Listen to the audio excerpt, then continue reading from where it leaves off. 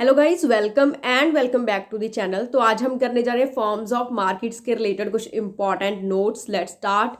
Perfect competition के forms of market में पहला आता है परफेक्ट कंपटीशन। उसके फीचर्स क्या हैं? Large number of buyers and sellers, homogenous good, free entry and exit, no government intervention. Then short run equilibrium कैसे डिटरमाइन होता है हमारे जो परफेक्ट कंपटीशन में? फर्म का जो मेन मोटिव है वो प्रॉफिट मैक्सिमाइजेशन है। तो प्रॉफिट जो हमारा क्या होता है वो डिफरेंस होता है total revenue minus total cost में। अगर हमारा प्रॉफिट कहाँ पर मैक्सिमाइज्ड होगा? जहाँ पर इन दोनों का डिफरेंस बहुत ज़्यादा होगा, तो वहाँ पर हमारा जो इक्विलिब्रियम है वो इस्टेब्लिश होगा और प्रॉफिट मैक्सिमाइजिंग आउटपुट अचीव होगी। देन क्योंकि प्राइस कांस्टेंट होता है परफेक्ट कंपटीशन में, इसीलिए हमारी जो टीआर कर्व है वो स्ट्रेट लाइन होगी एंड टीसी कर्व हमारी same as usual inverted S shape curve होगी। तो मैक्सिमम जो डिफरेंस है वो कहाँ पर है? क्यू ई आउटपुट पर मैक्सिमम डिफरेंस है, तो ऐसे प्रॉफिट मैक्सिमाइज होगा। अगर हम marginal cost and marginal revenue की टर्म्स में देखें तो हमारा आउटपुट कौन सा है जो प्रॉफिट मैक्सिमाइज करेगा? तो उसकी दो कंडीशंस हैं। पहली है M R equal to M C, और एम आर यहाँ पर इक्वल है और यहाँ पर इक्वल है दोनों के, तो कौन सा इसमें इक्विलिब्रियम पॉइंट होगा? दूसरी कंडीशन है हमारी M C must be rising. तो एम सी यहाँ पर तो डाउन जा रही है पर यहाँ पर राइजिंग है, तो ये हमारा इक्विलिब्रियम पॉइंट होगा जो कि प्रॉफिट मैक्सिमाइज करेगा फर्म का। जो हमारा स्टार शेडेड एरिया है वो होगा हमारा टोटल जो होता है हमारा प्रॉफिट, जो हमारा एरिया है। देन ब्रेक इवन पॉइंट कहाँ पर होता है फर्म का? ब्रेक इवन पॉइंट होता है कि जहां पर प्राइस सिर्फ एवरेज कॉस्ट को कवर कर रहा है, तो वो ब्रेक इवन पॉइंट है। देन शटडाउन पॉइंट कहाँ होता है फर्म का? जब हमारा प्राइस सिर्फ वेरिएबल कॉस्ट को ही कवर कर रहा है, दैट इज हमारा shutdown point. Then MC curves above the ABC curves is a supply curve of the firm, कि जो हमारी मार्जिनल कॉस्ट कर्व है जितना पोर्शन उसका एवरेज वेरिएबल कॉस्ट के अबव है वो हमारा सप्लाई कर्व है फर्म का। इन शॉर्ट रन जो हमारा फर्म है can earn normal profit, access profit and losses. तो शॉर्ट रन में कोई भी कंडीशन हो सकती है in the market. Long run में इक्विलिब्रियम हमारा सिर्फ नॉर्मल प्रॉफिट से देगा फर्म को। तो कंडीशन क्या है? जो हमारी मार्जिनल कॉस्ट है, long run marginal cost equal to long run average cost equals price, और A R equal to M R. Then हमारा नोट क्या करने का है कि अगर फिक्स्ड कॉस्ट चेंज होगी, क्या इक्विलिब्रियम चेंज होगा परफेक्ट कंपटीशन में? तो नहीं, शॉर्ट रन में कोई भी हमारा इक्विलिब्रियम चेंज नहीं होगा, क्योंकि ये कौन सा हमारे मार्जिनल कॉस्ट पर अफेक्ट कर रही है। बट लॉन्ग रन इक्विलिब्रियम हमारा चेंज होगा फिक्स्ड कॉस्ट के कारण, क्योंकि विद द टाइम क्या हो सकता है कि हमारी फर्म है जो एवरेज कॉस्ट को कवर ना कर सके, इसीलिए कुछ फर्म्स शट डाउन हो जाएं, तो लॉन्ग रन जो हमारा इक्विलिब्रियम वो हमारा होगा चेंज। अगर वेरिएबल कॉस्ट चेंज हो रही है तो हमारा short run and long run दोनों इक्विलिब्रियम चेंज होगी। देन मोनोपोली में क्या होता है? Single seller and many buyers, price discrimination होता है, रिस्ट्रिक्शंस ऑन एंट्री होता है, and firm is a price maker. जो हमारा परफेक्ट कंपटीशन है वो फर्म्स प्राइस टेकर्स होते हैं, यहाँ पर फर्म्स प्राइस मेकर्स होते हैं। इक्विलिब्रियम सेम कंडीशन है हमारी शॉर्ट रन में, M R equal to M C and M C must be rising. तो हमारा कहाँ पर इक्विलिब्रियम एस्टैब्लिश होगा? यहाँ पर M R and M C equals हैं बट वो राइज कर रही है आफ्टर दैट पॉइंट, तो हमारी इक्विलिब्रियम क्वांटिटी क्यू होगी। इसमें हम नोट कर सकते हैं कि जो प्राइस है वो हायर है हमारे मार्जिनल कॉस्ट है, बट परफेक्ट कंपटीशन में हमारा price equal to marginal cost होता है। यहाँ पर हमारा प्राइस हाई है पी, बट जो हमारी मार्जिनल कॉस्ट है समथिंग हेयर, तो price is greater than marginal cost. Long run में भी एक्स्ट्रा नॉर्मल प्रॉफिट्स होते हैं मोनोपोली को, जो हम शो कर सकते हैं शेडेड एरिया से। एरिया क्या शो करता है कि सुपर नॉर्मल प्रॉफिट्स हैं मोनोपोलिस्ट फर्म के पास। अब इसमें कॉस्ट चेंजेस का क्या इफेक्ट होगा equilibrium in the monopoly market? Changes in fixed cost, no change in equilibrium. Even in short run and long run, दोनों का कोई चेंज नहीं होगा। वेरिएबल में कॉस्ट में चेंज होगा क्योंकि ये average cost and marginal cost को अफेक्ट करती है, तो शॉर्ट रन इक्विलिब्रियम चेंज होगा। Affect of short run and long run दोनों का चेंज होगा। देन वेरिएबल कॉस्ट के चेंज होने से प्राइस एंड क्वांटिटी कम चेंज होगी मोनोपोली में as compare to perfect competition, कि अगर वेरिएबल कॉस्ट परफेक्ट कंपटीशन में चेंज हो रही है तो प्राइस में भी बहुत ज़्यादा चेंज आएगा और क्वांटिटी में भी बहुत ज़्यादा चेंज आएगा। But on the other hand अगर मोनोपोली में चेंज हो रही है तो प्राइस बहुत कम चेंज होगा और क्वांटिटी भी बहुत कम चेंज होगी। Then market elasticity of demand दोनों में कैसी होती है? परफेक्ट कंपटीशन में कोई भी वैल्यू हो सकती है मार्केट डिमांड की इलास्टिसिटी की, इन्फिनिटी टू जीरो कोई भी वैल्यू हो सकती है। मोनोपोली में ये सिर्फ ग्रेटर देन यूनिटी होगी, जो हमारी डिमांड इलास्टिसिटी होगी वो ग्रेटर देन यूनिटी होगी, means elastic demand always prevail करती है मोनोपोली में। देन सेल्स टैक्स का क्या इफेक्ट होगा मोनोपोली एंड परफेक्ट कंपटीशन में? सेल्स टैक्स नोट किया जाए, ये वेरिएबल कॉस्ट होती है। परफेक्ट कंपटीशन में क्योंकि हमारी सप्लाई का परफेक्टली इलास्टिक होती है तो whole the burden is shifted to the consumer, then change in price is equal to tax. Monopoly में इवन द सप्लाई का अगर परफेक्टली इलास्टिक है भी तो भी हमारा जो बर्डन है कुछ शेयर किया जाएगा मोनोपोलिस्ट के द्वारा, तो that's the main difference. Then एक टर्म है हमारी साइड पर, दैट इज बायलैटरल मोनोपोली। उसमें क्या होता है कि दोनों तरफ मोनोपोली होती है, कि बायर भी एक होता है और सेलर भी एक होता है। सिंगल सेलर को हम कहते हैं मोनोपोलिस्ट, सिंगल बायर को हम कहते हैं मोनोप्सोनिस्ट। देन हमारा आ जाता है monopolistic competition. Monopolistic competition monopoly plus pure competition, क्योंकि इसमें दोनों वर्ड्स इंक्लूडेड है। Then many sellers and buyers. Product differentiation. Product differentiation means close substitute होते हैं, परफेक्ट सब्स्टिट्यूट नहीं होते। इसकी वजह से हमारा कुछ पार्शियल कंट्रोल होता है प्राइस पे, जिससे हम कहते हैं कि मोनोपोली की तरह हमारा बिहेव करता है जो फर्म होता है। Then partial control over price होता है, फ्री एंट्री एंड एग्जिट होती है। तो ये दोनों ये एंड दे परफेक्ट कंपटीशन के कैरेक्टरिस्टिक्स आ गए, और ये और सेकंड और थर्ड हमारा मोनोपोली का आ गया। देन एलोकेटिव एफिशिएंसी होती है हमारी। एलोकेटिव एफिशिएंसी होती है जब price equal to marginal cost हो। क्या ये मोनोपोलिस्टिक में अचीव होती है? नहीं, क्योंकि price is greater than marginal cost होता है। देन प्रोडक्टिव एफिशिएंसी होती है हमारी जब हम lowest possible cost per produce कर रहे होते हैं। क्या ये मोनोपोलिस्टिक में अचीव होता है? नहीं होता, क्योंकि हम फॉलिंग पार्ट होता है जो एवरेज कॉस्ट कर्व पर, उस पर प्रोड्यूस कर रहे होते हैं। Then Chamberlin's model of monopolistic competition.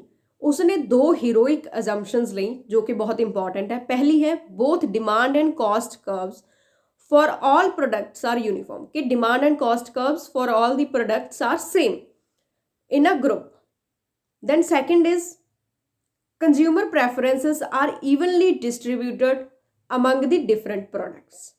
तो दो हीरोइक assumptions है उसकी। चैम्बरलिन ने क्या आर्ग्यू किया कि सेलिंग कॉस्ट भी हमारी यू शेप होती है, क्योंकि वो भी शो करती है economies and diseconomies of advertising as output changes. Two additional policy variables दिए उसने, that is product itself, second is selling activities. Then product differentiation से क्या होता है हमारा? Leads to control over price. इसमें दो टाइप्स के हमारे प्रोडक्ट डिफरेंशिएशन हो सकते हैं, रियल एंड फैंसीड। रियल में जब हमारी कोई असल में प्रोडक्ट में कोई चेंज हो, थोड़ा बहुत ही चेंज हो, पर चेंज हो और फैक्टर्स जो हम यूज कर रहे हैं उनमें चेंज हो, तो that is real product differentiation. अगर फैंसीड में हम देखें तो उसका स्टाइल, पैकेजिंग स्टाइल अगर चेंज है, एडवर्टाइजमेंट से आप कर रहे हैं, प्रोडक्ट चाहे सेम हो बट आपका style of packaging, style of product manufacturing is different, that is fancied. Chamberlain uses the concept of product group. Product group क्या होता है? Closely related products. Closely related in the sense कि वो या तो technical substitute हो एक दूसरे के और इकोनॉमिक सब्स्टिट्यूट हो एक दूसरे के। देन हमारा आ जाता है ओलिगोपोली मार्केट स्ट्रक्चर। फर्स्ट है हमारा फ्यू फर्म्स होती हैं एंड मैनी बायर्स होते हैं।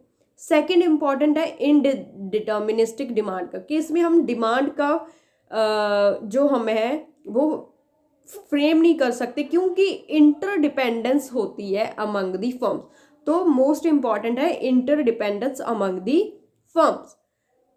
इसमें दो ओलिगोपोलीज के कंसेप्ट है, non collusive oligopoly and collusive oligopoly.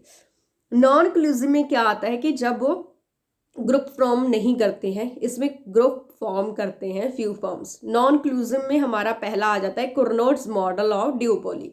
1838 में आया, ऑगस्टिन कुर्नोट ने दिया। अजम्पशंस क्या है, 2 फर्म्स है, each owning the mineral well, operating with zero cost, competitors will not change its output, that is output is constant in the Cournot's model, output of the rival is constant, then each firm कितना produce करता है, that is very important, 1 by n+1 of the market। अगर 2 firms हैं तो कितना produce करेंगी each firm, 1 upon 2 plus 1, that is 1/3 of the market। अगर 3 firms है तो each firm कितना प्रोड्यूस करेंगी, 1 upon 3 plus 1, that is 1/4 of the market।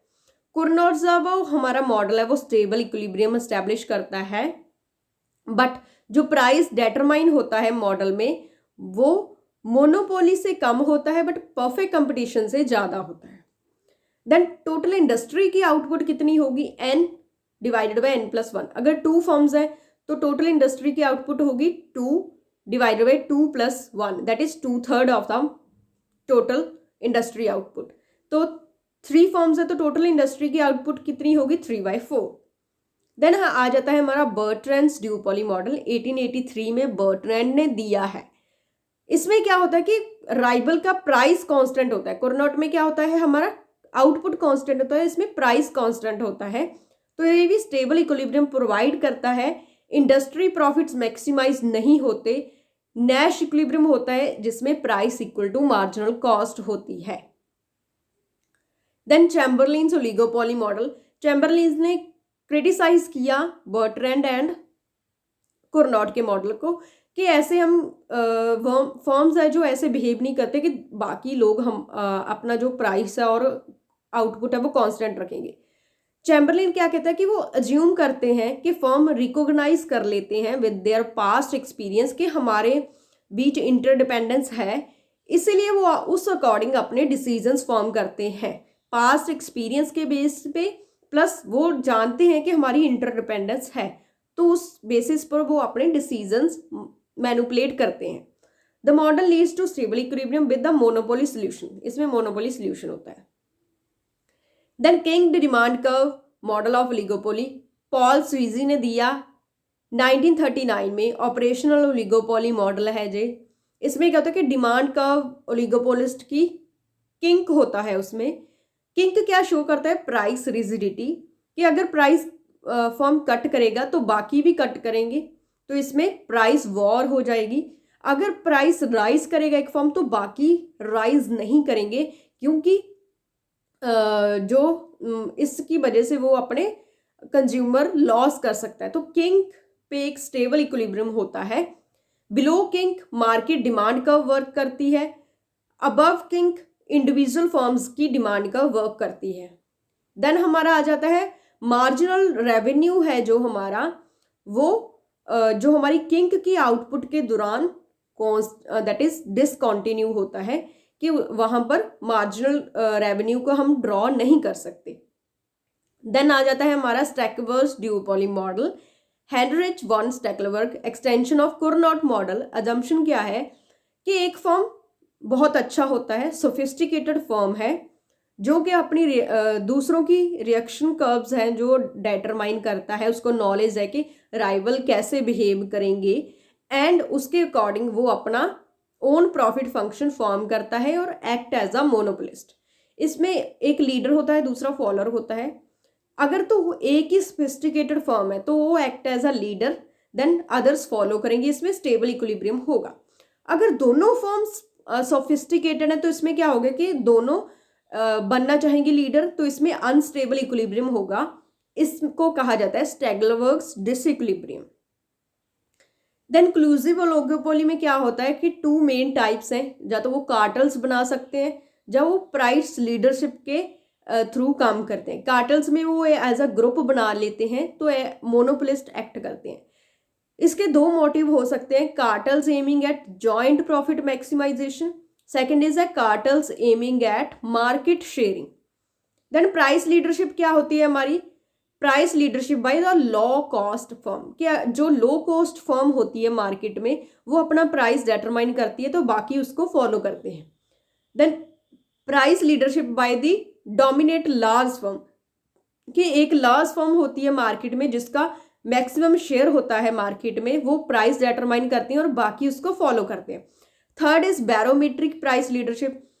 बैरोमीट्रिक price leadership वो होती है कि एक फर्म ऐसी फर्म है, वो स्मॉल फर्म भी हो सकती है और न्यू फर्म भी हो सकती है, जिसको मार्केट की बहुत नॉलेज है, उसके पास्ट जो डिसीजंस हैं वो बहुत अच्छे रहे हैं, वो मार्केट को बहुत अच्छी तरह से फॉरकास्ट कर सकती है, उसको मार्केट का एक बहुत ज़्यादा नॉलेज है, तो वो प्राइस चेंज करेगी और बाकी उसको फॉलो करेंगे। Then basic point price system में क्या आता है कि अगर ओलिगोपोलिस्ट फर्म्स डिफरेंट लोकेशंस पर हैं तो वो एक बेसिक पॉइंट अपना डिटरमाइन कर सकते हैं। फॉर एग्जांपल उन्होंने ए बेसिक पॉइंट डिटरमाइन किया, पीए उनका है प्रोडक्शन कॉस्ट एंड पीटी, अगर वो ई के एरिया में सेल करने जाएंगे तो पीटी उनको कितना पड़ेगा, ट्रांसपोर्टेशन कॉस्ट है, तो ए कितना चार्ज करेगा, पीए प्लस ट्रांसपोर्टेशन कॉस्ट। ई भी अगर अपने मार्केट में वो सेल करना चाहता है प्रोडक्ट तो वो भी कितना प्राइस लेकर चलेगा, ईटी। वो ऐसा नहीं है कि प्रोडक्शन कॉस्ट और उससे थोड़ा ज़्यादा ले लेगा प्राइस, नहीं, उसका भी प्राइस उतना ही होगा चाहे वो लोकल मार्केट में सेल करे, एपी का प्राइस भी वहाँ पर उतना ही होगा ई की मार्केट में। So that's the basic point. So that's all for today. If you like the video, please subscribe to my YouTube channel. Thank you.